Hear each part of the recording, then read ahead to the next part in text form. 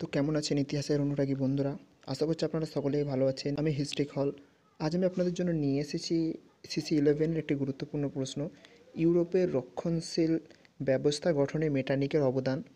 অথবা এই প্রশ্নটি একটু ঘুরিয়েও পড়ে যে মেটার্নিক ব্যবস্থা সম্পর্কে আলোচনা করো, অথবা মেটার্নিক ব্যবস্থা কি রক্ষণশীল ব্যবস্থা ছিল? এই সমস্ত প্রশ্নের উত্তর একটাই, এটা লিখলেই হয়ে যাবে। যদি আপনারা এটিকে PDF হিসেবে চান তাহলে অবশ্যই আমায় বলতে পারেন।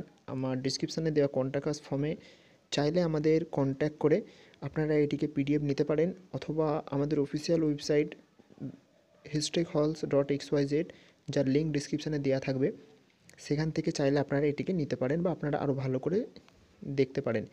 এবং সেখানে শুধু এটি নয়, এরকম একাধিক প্রশ্ন তার উত্তর দেওয়া আছে, চাইলে আপনারা সেটিকে ভিজিট করতে পারেন। আমি অলরেডি 2-3টে ভিডিও বানিয়ে রেখেছি যে কীভাবে সেখানে প্রশ্ন আরে খুঁজবেন এবং আরও ইত্যাদি ইত্যাদি। চাইলে আপনারা সেগুলো আমার চ্যানেলে ভিজিট করে দেখতে পারেন।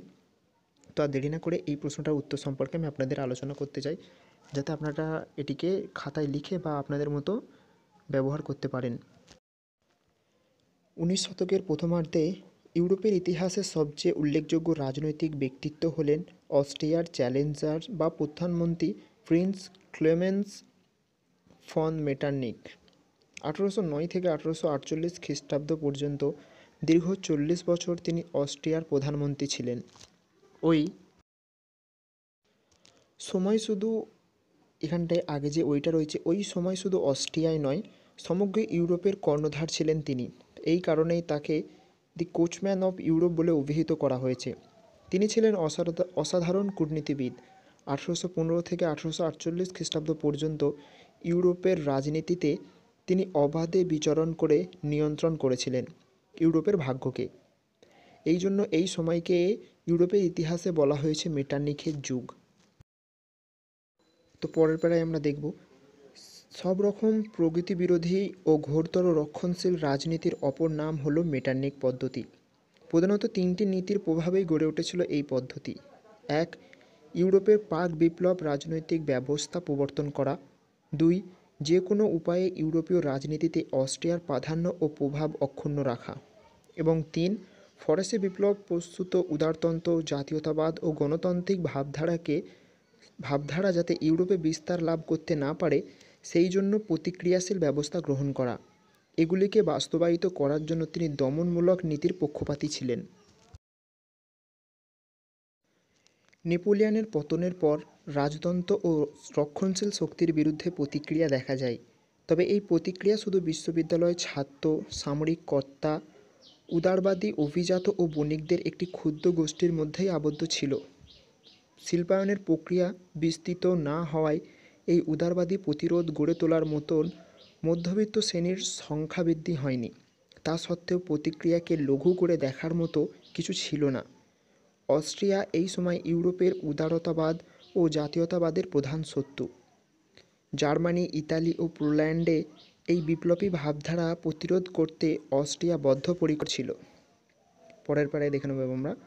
তার উদ্দেশ্য চরিতার্থ করার জন্য মেটার্নিক অস্ট্রিয়ার কিছু দমনমূলক পদক্ষেপ নিয়েছিলেন। তিনি একটি শক্তিশালী সেনাবাহিনী গঠন করেন, মত প্রকাশের স্বাধীনতা, সংবাদপত্রের স্বাধীনতা ও মানুষের গণতান্ত্রিক অধিকার বাতিল করেন। রাজতন্ত্র ও যাজক বিরোধী রচনা নিষিদ্ধ করা হয়। গণতান্ত্রিক আন্দোলন দমনের জন্য দক্ষ পুলিশ ব্যবস্থা তৈরি করা হয়। কিছু রক্ষণশীল যাজকদের ওপর শিক্ষা ব্যবস্থা সাজানোর দায়িত্ব দেওয়া হয়। মেটার্নিক বিশ্বাস করতেন ধর্মীয় শিক্ষা ছাত্রদের থেকে বিপ্লবী ধ্যান ধারণাকে দূরে রাখতে সক্ষম। গোটা সাম্রাজ্য জুড়ে তিনি গুপ্তচর ছড়িয়ে দিয়েছিলেন, যারা তাকে রাজতন্ত্র বিরোধী কার্যকলাপ সম্পর্কে রিপোর্ট দিত। এবার পরবর্তী প্যারা আমরা দেখে নেব।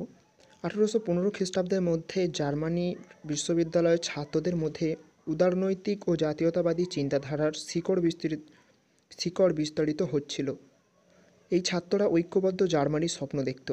1817 খ্রিস্টাব্দে জার্মানির ছাত্ররা মার্টিন লুথারের পোপতন্ত্র বিরোধী বিদ্রোহের 300তম বার্ষিকী পালন করে। 1819 খ্রিস্টাব্দে একজন জার্মান ছাত্র রক্ষণশীল ঐতিহাসিক ও নাট্যকারকে হত্যা করেন। তো এখানে যেটা রয়েছে যে মার্টিন লুথারের, সেটা আমি আমার চ্যানেলে আপলোড করেছি, আপনারা চাইলে সেটিকে দেখতে পারেন। Martin লুথারের 95 thesis. মেটারনিখ এই সময় অস্ট্রিয়ার সম্রাট প্রথম ফ্রান্সিস ও পার্সিয়ার সম্রাট ফ্রেডরিক তৃতীয় উইলিয়ামকে রাজি করান কিছু দমনমূলক পদক্ষেপ গ্রহণ করার জন্য। এই দমনমূলক নীতি কার্লসবার্গ ডিক্রি নামে খ্যাত। এই ডিক্রির মাধ্যমে সংবাদপত্রের স্বাধীনতা ও ছাত্রদের সভা সমিতির অধিকার বাতিল করা হয়। শিক্ষকদের কার্যকলাপের ওপর কড়া নজরদারির ব্যবস্থা করা হয়। শিক্ষকদের শিক্ষাদানের সময় রাজতন্ত্র ও যাজক বিরোধী বক্তব্য রাখার বিরুদ্ধে সতর্ক করা হয়। এইভাবে মেটারনিখ জার্মান রাজ্যগুলির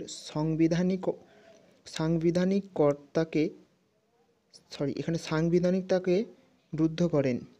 পরের প্যারা, মেটারনিখ ইতালিতেও এইরকম দমনমূলক ব্যবস্থা জারি করেন। হ্যাবসবার্গ শাসিত অঞ্চলে যেমন ভেনিস ও লম্বার্ডিতে জাতীয়তাবাদী বিদ্রোহকে কঠোরভাবে দমন করা হয়।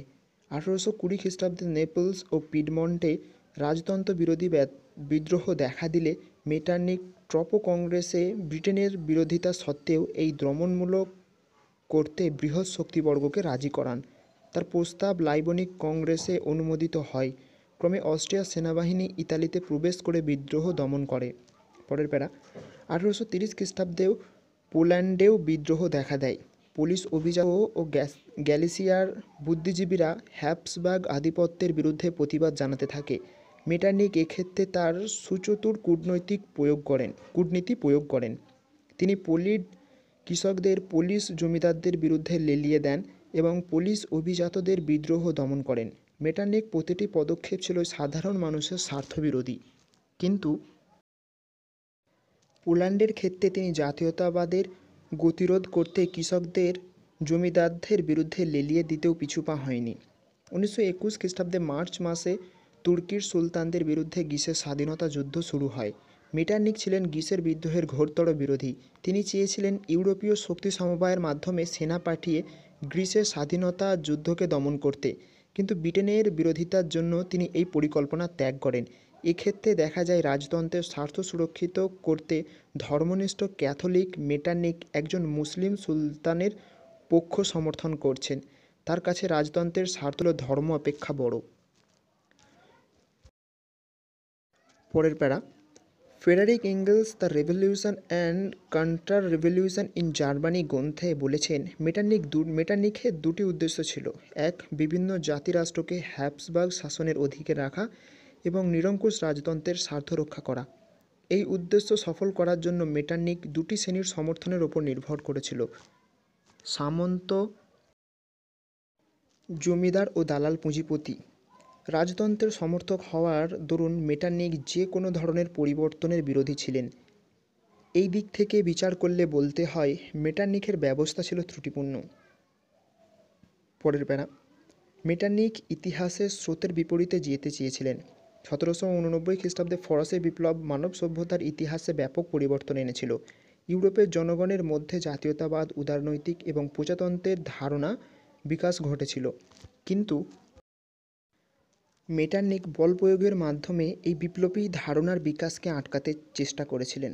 তার কাছে স্বৈরাচারী রাজতন্ত্রই ছিল আদর্শ ব্যবস্থা, যা তিনি সারা জীবন রক্ষা করার চেষ্টা করেছিলেন। কিন্তু মেটারনিখের ব্যবস্থার পতন ছিল অবশ্যম্ভাবী। তিনি যুগধর্মকে অস্বীকার করেছিলেন, যা ছিল তার কাছে ব্যবস্থার মৌলিক ত্রুটি। বল প্রয়োগের মাধ্যমে বিপ্লবী ধারণাকে ক্ষণিকের জন্য আটকানো গেলেও দীর্ঘ সময়ের জন্য গতিরোধ করা সম্ভব নয়। তাই 1848 খ্রিস্টাব্দে এই ধারণার চূড়ান্ত প্রকাশ দেখা দেয় 1848 খ্রিস্টাব্দের ফেব্রুয়ারি বিপ্লবে। এই বিপ্লবের ফলে মেটারনিখ ব্যবস্থার পতন হয় এবং মেটারনিখ বাধ্য হয়ে পালিয়ে গিয়ে গ্রেট ব্রিটেনে আশ্রয় নিতে। তো আশা করছি এই মেটারনিখ ব্যবস্থা সম্পর্কে যে নোটটি আমি আপনাদের দিলাম সেটা আপনাদের ভালো লেগেছে। যদি ভালো লাগে তাহলে অবশ্যই একটা লাইক ও চাইলে আমাদের চ্যানেলটিকে সাবস্ক্রাইবও করতে পারেন এবং আমাদের অফিসিয়াল ওয়েবসাইট historyhall.xyz কেও ফলো করতে পারেন, যার লিঙ্ক আমি ডিসক্রিপশানে দিয়ে রেখেছি। চাইলে আপনারা সেখানে ভিজিট করতে পারেন। তো দেখা হচ্ছে পরবর্তী একটি নতুন ভিডিওর সাথে। যারা ভিডিওটি সম্পূর্ণ দেখেছেন তাদের অসংখ্য ধন্যবাদ।